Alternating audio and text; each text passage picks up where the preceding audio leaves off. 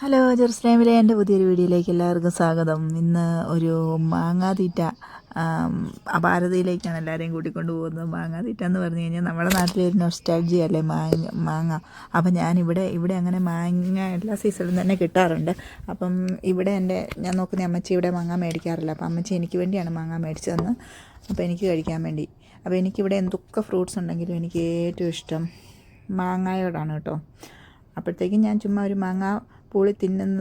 മാങ്ങാപ്പഴം പൂളി തിന്നുന്നത് നിങ്ങളെയും കൂടെ കാണിക്കാമെന്ന് വെച്ചു. ഞങ്ങളെന്തിനാണ് കാണുന്നതെന്ന് നിങ്ങൾ വിചാരിക്കുമല്ലേ? അത് എനിക്ക് കാണാനും കൂടി കുറച്ച് വർഷങ്ങൾക്ക് ശേഷം എനിക്കും കാണാൻ വേണ്ടിയാണ്. ഇതുണ്ട്, ഇസ്രായേൽ മാങ്ങാപ്പഴം കണ്ടോ? നല്ല അടിപൊളിയല്ലേ? നല്ല മുഴുത്ത മാങ്ങാപ്പഴമാണ്. ഞാൻ ഈ മാങ്ങാപ്പഴം പൂളുമ്പോൾ എപ്പോഴും നമ്മുടെ നാട്ടിൽ ജീവിക്കുന്നതിനെ പറ്റി ഓർമ്മ വരും എനിക്ക്. നാട്ടിൽ നമുക്ക് എപ്പോഴും കിട്ടുന്നതല്ല, ഇഷ്ടംപോലെ മാങ്ങാപ്പഴം തിന്ന് ജീവിച്ചാണ് ഞങ്ങളൊക്കെ. നാച്ചുറലായ മാങ്ങാപ്പഴം. ഇത് നല്ല അടിപൊളി മാങ്ങാപ്പഴം കേട്ടോ. നമ്മുടെ നാട്ടിൽ പുറത്തുനിന്ന് മേടിക്കുന്ന മാങ്ങാപ്പഴത്തിനൊരു നല്ലതാണെങ്കിലും മരുന്ന് കുത്തിവെച്ച്, ഇതങ്ങനെയൊന്നും ആണെന്ന് തോന്നത്തില്ല. നല്ല അടിപൊളി മാങ്ങാപ്പഴം തന്നെയാണ് കേട്ടോ ഇത്. എന്നാ വലിപ്പമുള്ളതാണെന്നറിയാവോ ഒരു മാങ്ങാപ്പഴം?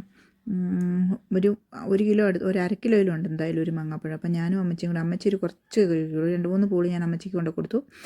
ബാക്കി ഞാൻ അവിടെ ഒറ്റയ്ക്കിരുന്ന് മൊത്തം ആസ്വദിച്ച് കഴിച്ചു കേട്ടോ. അടിപൊളിയായിരുന്നു കേട്ടോ. അങ്ങനെ മൊത്തം ഇരുന്ന് കഴിച്ചു.